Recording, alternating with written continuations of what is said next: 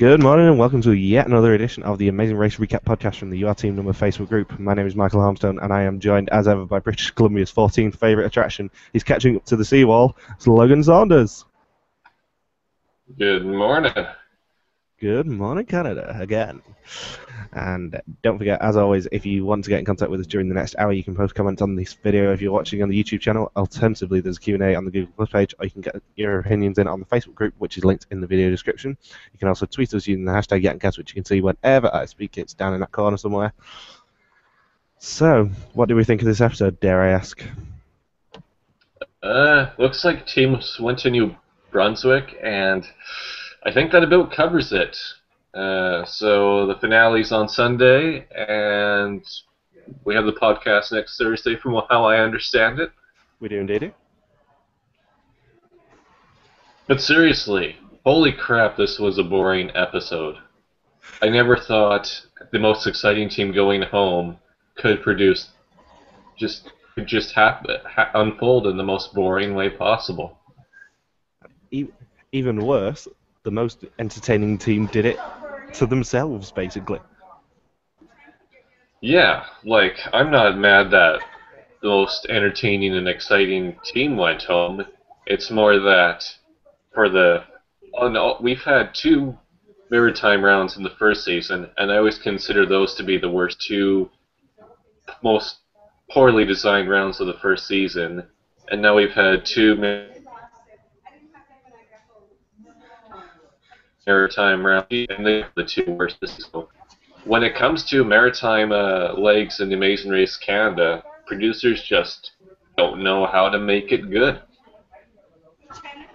No, I mean, the past 2 weeks have drastically reduced my rating of this season. This season was going on to be one of the best seasons of all time, and it's petering out now, which sucks. Because I had such high hopes. And especially with season which is going, we've just... like in the first season I was feeling pretty good, yeah. In the first season... Whoa, I had bad leg there. Not as bad as last week, though, is it? No 30-second delays. But yeah, I totally agree. I think this season probably dropped a couple of points just in these past 2 weeks, with PEI being probably the most boring location I've seen. And now this week, it's not so much that New York is boring because Confederation Bridge is the most well-known bridge here in Canada, but they skipped over that. Shediac, which sounds like it's the word, but it's in the lobster capital of the world, but yet we see zero lobsters for this leg. And the zip lining to the pit stop just seemed unnecessary. It's not really a task. And they ran into zero locals, and we had that DQ sponsorship, and they just dropped the ball. The Bay of Fundy is supposed to be a huge landmark in Canada, but they managed to make the Bay of Fundy look lame. They didn't put the fun in Fundy. They put the freaking lame put me to sleep in Fundy. Yeah, I mean, as some people might know, I was watching the Australian race at the same time I was watching it in the ad breaks, because for the first time ever I was actually watching Tark live. And I was watching the Australian one in the ad breaks, and there was a lot of parallels in terms of both having a rappelling task, both having weird ways to get to the pit stop. It was just... I mean, I think Australia was a lot stronger this week than Canada was, but that's not saying much, sadly. Yeah, I haven't seen the two Australia rounds because of good old international issues, but try to squeeze in those two rounds today, so I don't even know who's in the end for Australia. But yeah, it wouldn't take much to beat Canada's episode this week. I think Ben knew my exact reaction as soon as he knew I was watching Australia, what I was going to say at the end, and he was right. That's all I have to say. That's how I would sum up the results for Australia so far. Just, it had such potential. In fact, I would sum it up. I'd sum it up to the season as great locations, really not great casting. the casting left so much to be desired. Yeah, Which, and Canada definitely had really good casting. It's just that they don't have the best people here making it to the final three. again, yeah, Yeah, for the they second. yeah. For some reason, they have a problem with getting their good teams in the final leg. That's not to say that the people at the end are bad people. It's just that they're tough to root for. Like last season, we had Tim and Tim, who I know you don't like that much, but that was the only team I could find myself rooting for. And then Jody and Corey, who were contenders for the most boring team in any Amazing Race franchise. And then Vanessa and Selena, who you don't feel like even belong to be there because of Vanessa's stardom is the only reason why she was cast on a show like Amazing Race in the first place. It's not that I don't like Tim and Tim; it's that I don't think they are good winners in the slightest. I think if you looked at the entire cast before the season and went, who do I want to win, they'd probably bottom three, if not lower. It's that And then they there's are really not good winners, And then especially you have the going whole forward. controversy with Tim Jr.'s wife supposedly leaking out the whole outcome of the first season, which didn't win over too many more people either. No, didn't win me over either when you told me. So we should Should probably we? talk about this episode, really, yeah. Yeah. Let's peel off this band-aid here ever slowly over the next half hour. So in the recap, we only have two teams mentioned, the Yep. Olympians and Suki and Jinder, and the other two And teams are left out. So the only conclusion I drew from that was that one of the two teams mentioned is going to really have a vintage Amazing Race Final Four choke and go home. That's what I wrote down. yep, and also Natalie and Megan were described in my favourite phrase in the entirety of Tark, hockey heroes again. I've lost count of Yeah. how many weeks this is now. I think it's about 6 they've been described as hockey heroes. Ever since, oddly enough, they've probably been saying that ever since they visited Normandy, which Yeah, almost sounds insensitive for that to be the time when the nickname starts up. yeah, they definitely have been saying it since at least Normandy, which is what, 4 weeks, 5 weeks now. 5 weeks, yeah. Um, And yeah, then John Montgomery introduces us to smelly Prince Edward Island and the 150th anniversary of Charlottetown. And then at 4:31 a.m., we finally get things started with 3 or 4 sponsors in a row.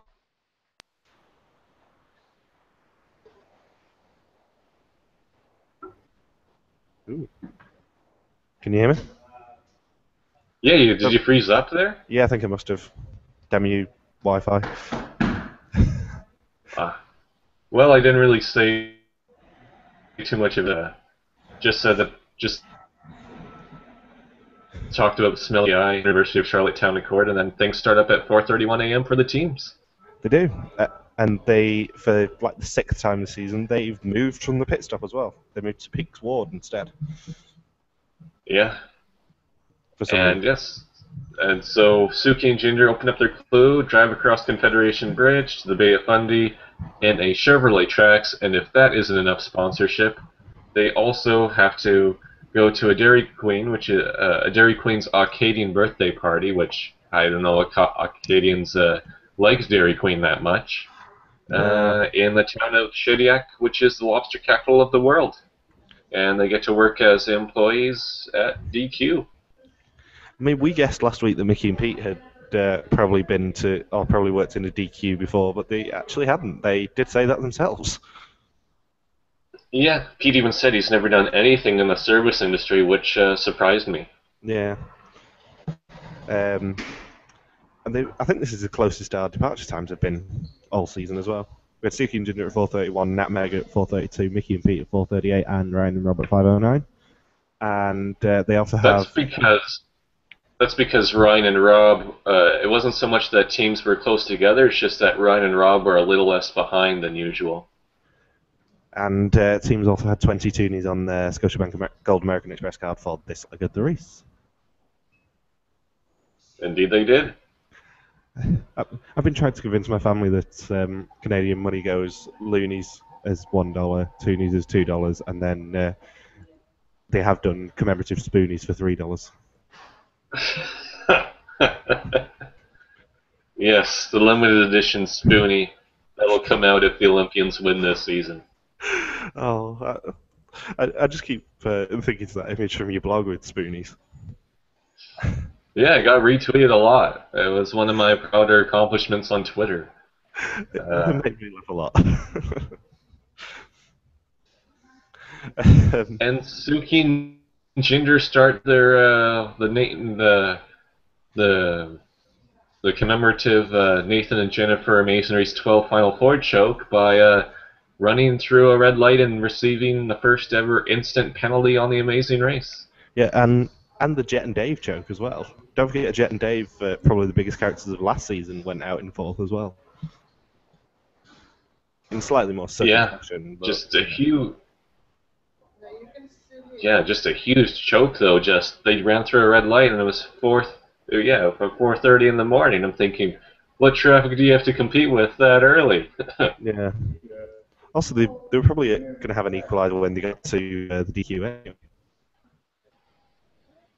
That didn't happen. In fact, if Ryan and Rob were as far behind as they were in any of the other rounds, they would have been automatically eliminated here because there just wouldn't have been enough time for them to catch up. But because they're within a half hour of the leaders, they had a fighting chance. Yeah, if Ryan and Rob basically managed to catch up to Suki and Jinder, that must mean that Suki and Jinder were driving really slowly, which is ironic given that they got the penalty. Well, they had the 15-minute penalty play drove past the first route marker. True. So that's where they lost the other 15 minutes, that 37-minute lead. So 15-minute penalty, plus you have to get back on the road, which probably takes another minute or two out of your speed. And then you pass the route marker and probably lose 5-10 minutes there. You know, last place can catch up just like that.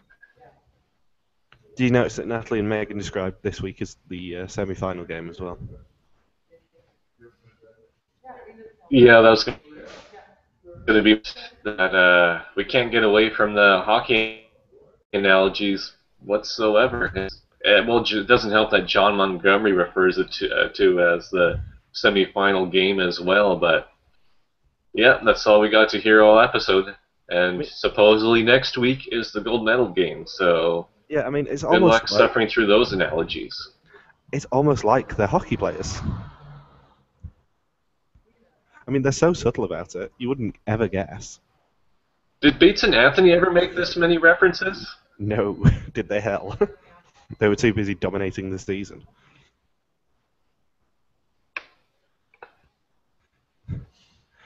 Yeah, but yet Natalie and Megan have been so far ahead of time, so they get to just stop and make these references. Yeah. And they had to take the order for the Arcadian birthday party, and no one really had any trouble with it whatsoever, apart from turning to the camera and going, DQ. And then they were sent to Yeah, or just all of thanks DQ. Then they were sent Happy to birthday, whoever the hell else were there getting their birthday cake. They should have just spat in it or something. Just or say like, hey, here you go, enjoy your damn cake while I go and race, go up a cliff face while you guys just get to hang out here for the morning. And who has a birthday party at 5 a.m. or yeah. I guess it was like 6 a.m. when they got there. 6 a.m. and a bunch of 3 and 4-year-olds are going to be filled with ice cream and sugar from Dairy Queen. Well, it was 140 kilometres from Peaksward to the Shediac DQ-ish. So, yeah, it probably would have been about 7:30. And then they had to act all happy and stuff. Yeah, well, probably would have been. I don't think they would have been stopping too much because they left at like 4:30. So isn't 140 kilometers roughly about an hour and a half or so to drive? I'm just assuming that there was some hold-ups on the Confederation Bridge, because that's a hot bridge that does tend to be. Yeah, I've never been on the Confederation Bridge myself, so yeah. Now, it's the sort of place where I'd expect. I'm not exactly sure I'll drive that at 5 a.m. in the morning. Yeah, it's the sort of place I'd expect there to be some delays of some description. Um, and did you notice that Ryan also shouted, or channeled his inner Tony Vlachos and shouted, top three, baby? And they also, for the second week in a row, Ryan and Rob were the only two to be framed in a shot next to a Scotiabank building. Last week we saw Ryan emerge from the Province Hotel with a Scotiabank across the street, and here I think they drive by a Scotiabank with it being in the shot. So for I some love how you reason they're the notice these things. unofficial spokespersons for Scotiabank. Yeah, I love how you notice these things. No one else would. No, I don't notice Under Armour, but I notice Scotiabank. Yeah, that Under Armour was blatant last season. Makes me laugh, wouldn't it? Well, Suki and Jinder are pretty bad for Under Armour, actually, as well. Come to think of it. Although Under Armour are not sponsoring the season like they were last time.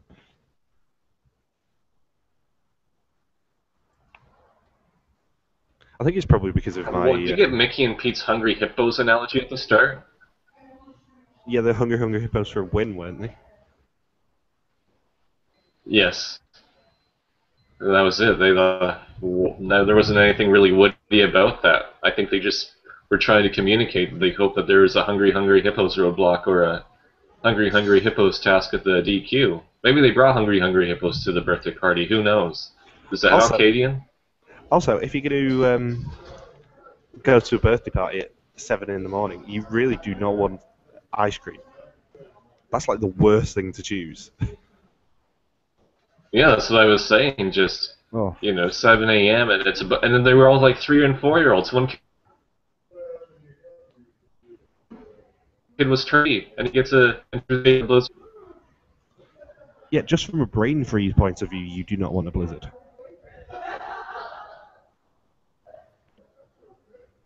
Because that would be Yeah, at awful. 7 a.m. Imagine what are they going to have the rest of the day? That's just going to be an awful day for everybody. It really is. Oh. I mean, I got a brain freeze from McFlurry a couple of days ago, and that was awful. Imagine, Shows you what sort of classic guy I am. imagine if it was a. What day do you think it was when they? Do we know what day it was when they did the Dairy Queen party? Because it could have been middle of a Tuesday or Wednesday during the school year, and they could have been having DQs at 7 a.m. It was back end of April, early May, I know that. But other than that, I have no idea. Yeah. For Suki and Jinder's red light penalty, is this the first time that we've seen a team receive an on-the-spot penalty as soon as the foul is committed? Yes, I think it is. It's the first time I remember seeing a penalty for a team running a red light. I don't think that's ever happened that I know of. But yeah, I just remember how Andre and Damon just absolutely burned through a red light in the start of Amazing Race 3, and it was in the middle of a busy Miami highway, and yet they get away with it. But here in Amazing Race Canada, the rules of the road are really enforced. Yes, they are, because usually you have to follow the rules of the host country and America, in the case of the American seasons. But, maybe in the maritime provinces, running red lights is alright. Having Who said that, knows? from my experience of Canada, they might have just been turning right. There would have been no one crossing at 4:30 in the morning anyway, would there? No. And Mickey and Pete make another Olympic reference by saying that they are gold medal decorators with Natalie and Megan right next to them. So the hockey references are non-stop this episode. I think Mickey and Pete realise that if they make loads of Olympic references, they'll get in the same set as the Olympians, so it's alright. Yeah, they are probably doing that just to get more airtime. Because I was telling somebody online that I think because Mickey and Pete are described as having a one-dimensional, boring edit of Stoked and Bros. But I was saying that just judging by what they post on Twitter and how they communicate with fans, I always get the impression that they probably talk really in a really crude manner around each other most of the time. I wouldn't be surprised if they just play Ding, Marry, Kill for all 12 episodes. So it doesn't particularly surprise me that how limited and one-dimensional their airtime has been. And they probably Um, knew that that wouldn't be aired for a family show. the leg was filmed on the 20th of May, which was a Tuesday. Fun fact. So Tuesday at 7 a.m. Yep. When's having a DQ for a bunch of 3 and 4 and 5 years, and went with a bunch of families there as well. That's hilarious.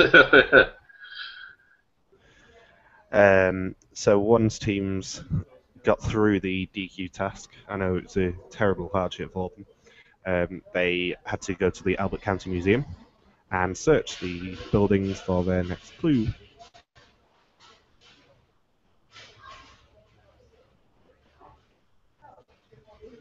Just another 19th century based task in Amazing Race Canada. Yeah. These 19th century maritime buildings are starting to get real old. Yeah, I'm pretty sure we've seen this before. Is there a robot booting around you? Yeah, there's a bloke pulling supplies up and down the staircase, which you'll know well, let's be honest. You probably stared at it for about half an hour on Saturday. That's funny. The thing is, I can make references to where Is I am. he trying to build C-3PO? Yeah, I can make references to where I am because you just sat there on Saturday staring, hoping for me to come there. Yeah. Since I'm basically sat opposite where you were. Right. And the only team that really had trouble with finding the Albert County Museum was, of course, Suki and Jinder, because they absolutely choked all episode. And teams found out that it was a detour, which was by land or by sea. And for the second week on the trot, to make it more boring, everyone picked the same detour. Yeah, who would not want to... I think geocaching would have been quicker. That was my first instinct, because geocaching, if you know what you're doing, is pretty easy. Yeah, they probably would have finished a half hour earlier. All geocaching relies on is you finding, you knowing how to work a GPS, which it has an arrow on it anyway, so it's not going to be that difficult. Yeah, it's easier than a compass. Really is. Unless you're Charla and you touch the screen repeatedly. Or, touching an electric fence or barbed wire fence. So yeah, everyone, Yes. by land. Do you notice that Mickey and Peach received the cowboy music? In the woods once they have proof of finding all. No, I didn't. I don't tend to listen out for the cowboy music because I've blocked it out from however many episodes that was. 31, wasn't it? Yeah. 31 episodes. Of being a pain in the ass. Yeah, Mickey and Pete received the cowboy jet and cord music when they finished the DQ task.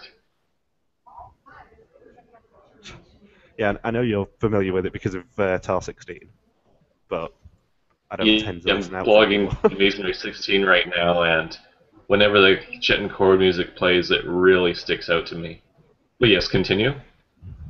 I think that one you put up last night is probably my favourite leg of the season. Because it is nice to have a pit stop in such a seedy area. It's nice to it's nice to just make them chug beer for no apparent reason. Yeah, definitely a pit stop in the red light district is something the Amazing Race doesn't do too often. I hope I did the round justice anyway. The France one's pretty good, I seem to remember. Did it show the U-turn in the preview? There wasn't in the episode I was watching. For some reason, the producers decided not to do a preview clip. Yeah, there's a U-turn. Just to warn you. Yeah, I know what happens. Oh, good. Just making sure. I didn't want to spoil anything. Just like I've stopped talking about Amazing Race Australia this week because you've not seen it. Yeah, we got the U-turn next week and speed bump, of course, as well. Can't even remember what the speed bump was. I remember it being lame because it's Amazing Race 16, but I don't actually remember what it was.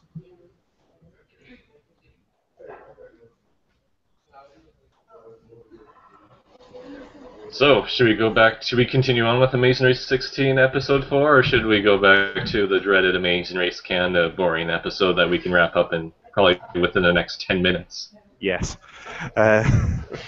Some vital land teams must take up geocaching and find 10 caches hidden in the woods. Once they've got proof of finding all 10 caches, they receive their next clue. And in by sea, teams must travel to Hopewell Rocks and spell out 7 messages with nautical flags to receive their next clue. If only the Aitutaki tribe was there for the by sea task. The by sea test certainly wasn't the most boring test they've done all season, but it wasn't an interesting one for us to watch. Apart from seeing teams repeatedly screw up. Yeah, I would say that the whole, because with Amazing Race Canada, we've talked about this a few times, but what they do very frequently is that there's always going to be that one task where it's just you fail, you try again, you fail, and it just keeps going on about that until a team passes the task. And you kind of forget the whole nature of the task because all it is just a montage of seeing each person fail so many attempts in a row. I think we just need more tasks. You just try to complete it from start to finish rather than just making attempts to be successful, if that makes sense. In total, the 4 teams took 42 attempts to complete this task. And it feels like we saw each of those 42 attempts because of how little there was in the episode. I think we pretty much did. And Natalie and Megan, despite not knowing what geocaching was, really did not get what the flag task was about at all. Not Natalie, anyway. Natalie seemed very confused about what was going on. I finally was able to tell the difference between Natalie and Megan for the first time this week. But it was Megan who was on top of things. I could tell the difference because Natalie was the one who puked a lot. Yes, but even then, I can't. They're just both of them have so much makeup on that it just takes a while to differentiate between their two faces.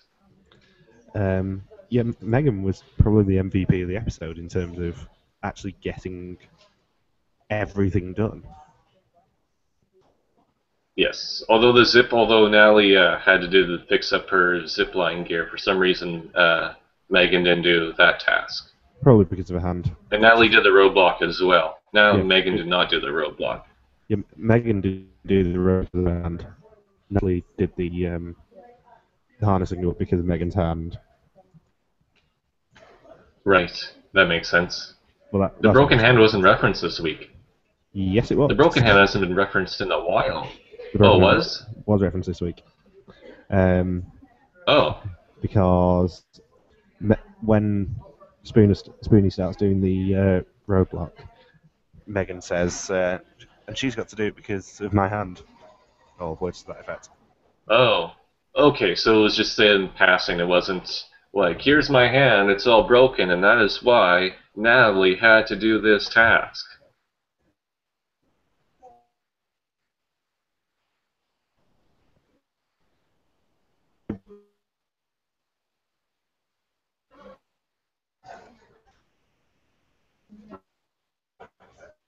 And I think... Yeah.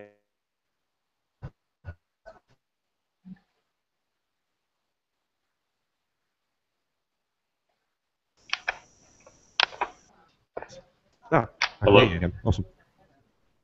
Hello. Yeah, you froze up again. Yeah, you completely froze up for about 10 seconds there. This is probably a little less, probably a bit worse connection than Jasper. Yeah, I think I basically have to not do anything else apart from podcast at the moment. I was trying to send Ben the banners for Australia. Yeah, I wouldn't suggest doing that right now. I meant to do it last night, but I forgot. Um, so yeah, everyone picked out C. Why? Why not gamble? That's what I Because do. people were here because well, no, none of them knew what geocaching was. That's what threw all of them off. They thought geocaching was going to be this complicated task, but geocaching is the exact opposite. How does how did Suki and Jinder not know what geocaching was? They've done that a lot in my estimations just from not knowing things. Yeah, I don't know. No, I think Mickey just do the by sea task because he needs to do the YMCA with the techno music playing. I think that's the only Yes, he reason why does. he wanted to do the by sea task. Yes, because he thought it was What was semaphore. that techno music anyway? I have no idea. um, I mean, Suki and Jinder had an absolute shocker of a leg because they sucked at directions both to the museum and trying to find Hopewell Rocks as well. Yeah, they've screwed up at all three route markers now. We're even towards their most fatal mistake yet. And it's funny because at that point, Ginger says, we blew a massive lead. They had less than a minute lead on the Olympians at the start of the leg, and the last place team was only half hour behind. How is that a massive lead? Ryan and Rob have been 4 or 5 hours behind them in previous legs. Yep, last week was a massive lead. Actually, no, it wasn't. Last week was only about half an hour, I seem to remember. 7-5. But still, though, but this round, they couldn't have had a shorter lead. Possible, but that left doesn't make sense. They could have tried. They could have checked in at the same time. Yeah, it was 36 minutes last week. That's true. Tie. They probably had the rock paper scissors for the prize. You mean in sort of an Amazing Race 11 Poland fashion? Well, you guys take it. We've got another fast forward coming anyway. With between Chen and Joyce and Oswald and Danny. But yeah, I really. Well, as soon as this I commented on the huge boots. Everyone had to wear those huge boots. I don't think they were that huge. Maybe everyone has small feet, but I don't. That's what they kept saying that. They made it sound like it was Al from the Mole too wearing those boots. It would have been they weren't. I think hookers wear larger boots than that. I mean, and the Olympian hooker boots would have led to so many jokes, but because that's probably what most Olympians have to do once their career is over and they can't do any professional sports. But yeah, they were almost in hookers boots. And that is right. We just insinuated that Nally and Megan will not be hookers after their Olympian career. we might not have a lot to talk about this episode, but we can be offensive about teams. Welcome to us. Yes. Yeah, as soon as that's yatncast for you. As soon as Suki and Jinder lost their clue, I facepalmed because I knew what the reaction would be online. With idiots like Jeff Howe going, glad to see Suki and Jinder gone, ran a red light, can't read a map yet again. Come on, how do they not teach this in school anymore? To quote Brittany Haynes from Big Brother 12. They can't teach you how to deal with adrenaline. No, they really can't. They can't teach you how to... They don't teach you how to handle adrenaline and pressure. Or $500,000 on the line. Yeah. Don't forget Megan said that they're reading them from the sea stupid. Megan actually had those quotes from me.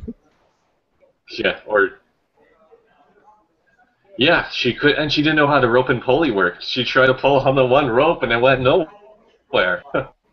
She's like, how does a rope and Holy work! I'm gonna pull the flag down towards the ground where it already is. Ryan was better at that on the rock climbing test, though, wasn't he? It's the first time all season Yeah. I've laughed at them. I think. Yeah. But Did yeah, you know? so Megan pretty much had to take control. They would switch to them still happening to find their the flag where it was hidden. That was very lucky of them. We probably would have seen the Olympians finish in last place for this episode if they made the switch. Seconds away from saying goodbye to the Olympians. Did you notice how in Natalie and Megan's second inspection, Suki and Jinder just kind of ran across the camp, just like, don't mind us. Yeah, there's there's a couple of those times where teams would run across in front of the inspection. I think That's how frantic everybody probably was to make the final three. I think Suki and Jinder did it to Mickey and Pete as well. I seem to remember. There's at least twice. Yeah, I believe so. You're photo bombing. Detour bombing. Yeah, they basically were. So Natalie and Megan intend to switch detail test after 11 attempts at sea, but realise the error of their ways and leave them first after their 12th attempt. And Mickey and Pete leave right behind them after 10 attempts. With Ryan and Rob finishing in third after 11, and Suki and Jinder bringing up the rear after 10. And teams must now travel to Cape and Rage, where they'll find their next clue. Yep, and it was Which, the of course, classic rappel down to get half a clue, and then ascend up a cliff face, and you're done. Well, they usually do one or the other. They don't do both. I mean, Australia had it was just a combination of the. Yeah, it was just a combination of the two tasks that they usually do in every TAR season. They just said, "Oh, we haven't done this for 11 episodes. Let's do it as one roadblock total." It's actually worse watching it with Australia because the Dubrovnik, like the first leg, has a roadblock of someone rappelling down a foot face first, doing the angel dive, to quote TAR 16's final leg, and then having to, and then the person who didn't do that roadblock then has to climb up another fort using an ascender. Yeah. As a separate task. So for some reason they decided to have the into two there. The eighth leg be a double roadblock leg for some reason. So in this roadblock, one team member must rappel down the steep cliffs and find half of their next clue. Once they reach the bottom, they must rock climb up the cliff to receive their second half and get their instructions to the pit stop. And it's why do you think now Mickey, Ryan, and Suki. Ellie and Megan handed over the Suji? Because they want to they want to run an honest race, and you know it's going to screw them in the end, but who cares? Yeah, I don't know if they were doing that to gain more popularity with viewers that way by showing how honorable they were. But it would have been crazy if they handed over the clue and then they were seconds away from switching the detour if it wasn't by crazy luck of finding that flag amongst the clue. Yeah, the difference is that we were so close to Suki and Jinder surviving.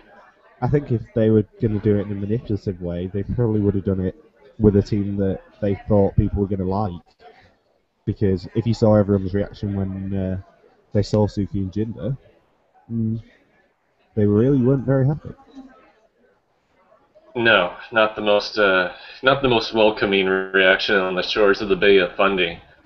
I thought the Bay of Fundy was supposed to be fun.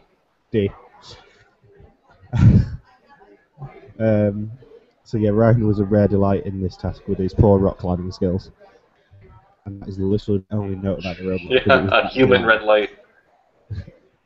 He basically nearly lost it for his entire team. Although I was surprised that he didn't. Yeah, because it seemed like Suki probably gained 10 minutes on him, you think? 10 minutes you think he gave away to Suki? I was disappointed that he didn't say, "Oh, this harness isn't hurting me like it hurts other guys because of my because I'm a cancer survivor." Seems like they seem to have mentioned it 2 weeks after.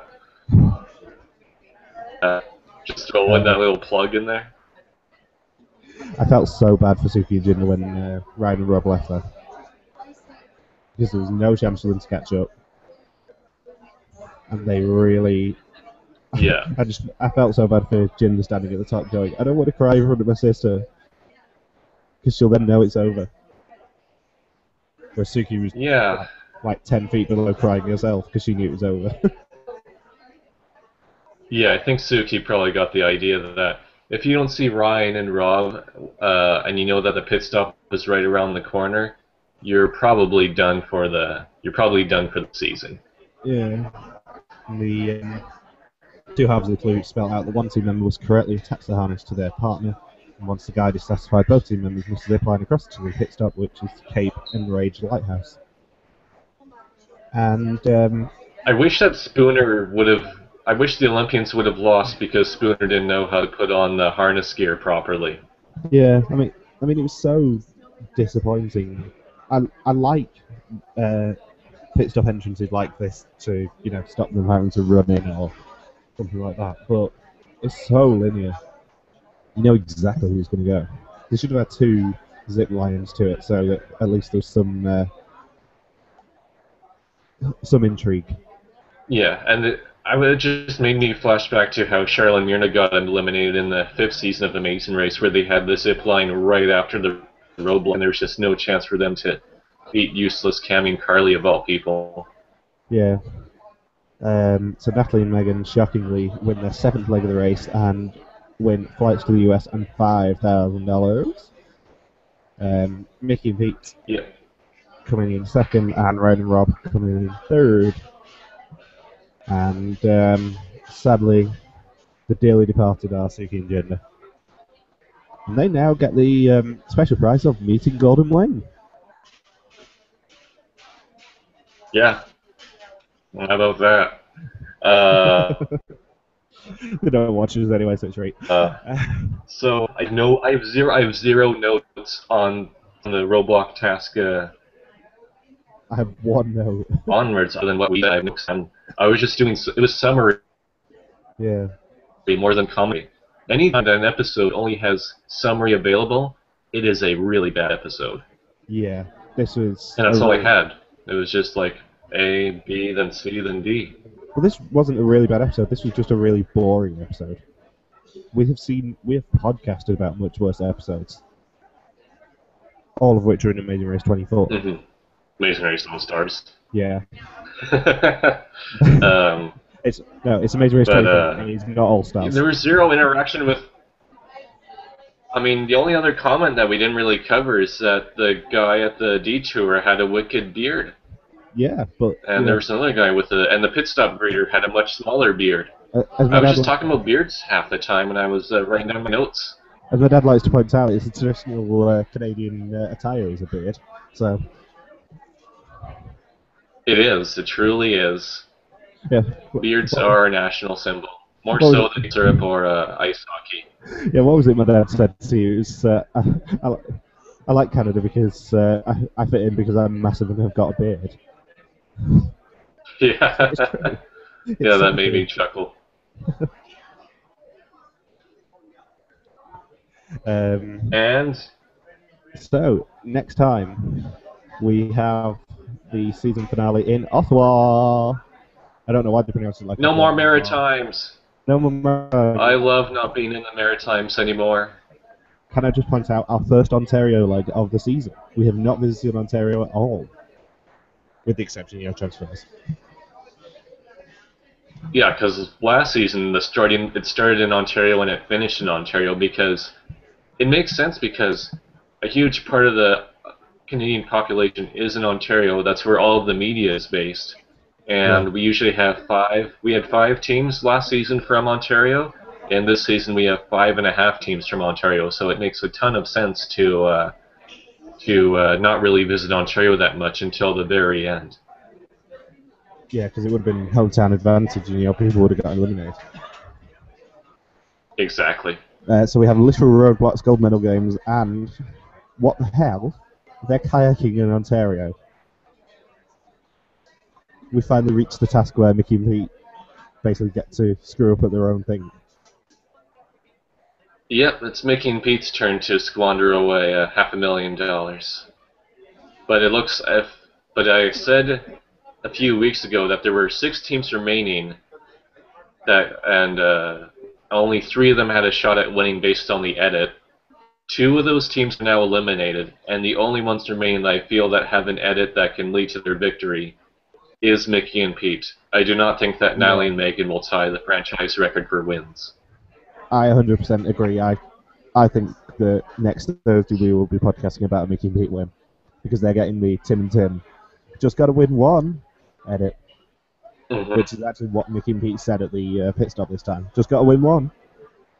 And they're always talking about always being the bridesmaid, never the bride. It's a textbook winner's edit, so I'll be shocked if Nutmeg or Ryan and Rob pull it out. Honestly. 7 times they've finished with the silver or bronze medal atop the podium this season. They really have. I think a lot of people think the Olympians are going to win, but their edit is not proving that way. We have a horrendously busy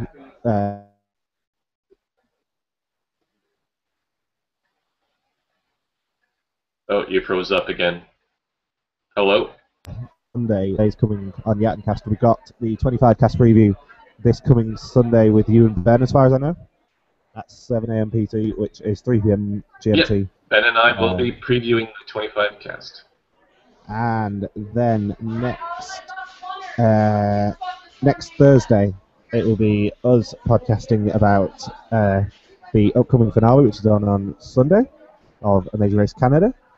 And then next Friday, it's Ben, Michelle, and Eamon's turn to recap their finale, which airs on Thursday night. And then 1 week on Sunday, me, you, and Ben will be podcasting about the premiere of The Amazing Race 25. So it's going to be a... Are you in a better location for Wi-Fi next week? No, I'm in the exact same location. The Sunday one, I will be in a much better location then, with less noisy tour groups, as you might be able to hear. Okay. So, thank you very much for watching and listening. 3 times this episode. Yeah, I think I basically need to not do anything else. I just need to podcast. Because I mean, usually if you say, "Oh, I don't know about this," I tend to like Wikipedia it while you're talking. Having said that, I can still do it on my phone. So thank you very much for watching and listening to this week's Amazing Race Canada Recap podcast, brought to you by the You Have Seen Number Facebook group. My name is Michael. I'm joined as ever by Logan, and we will see you next Thursday morning at 7 a.m. PT, which is 3 p.m. BST, to recap the finale. And please join Logan and Ben on Sunday to start out the cast preview of Amazing Race 25. And if you are watching the Amazing Race Australia versus New Zealand, you can catch up with Ben, Michelle, and Eamon's recaps all season long, which you can find by searching yatncast on YouTube. Thank you, and see you next week. Farewell. Goodbye.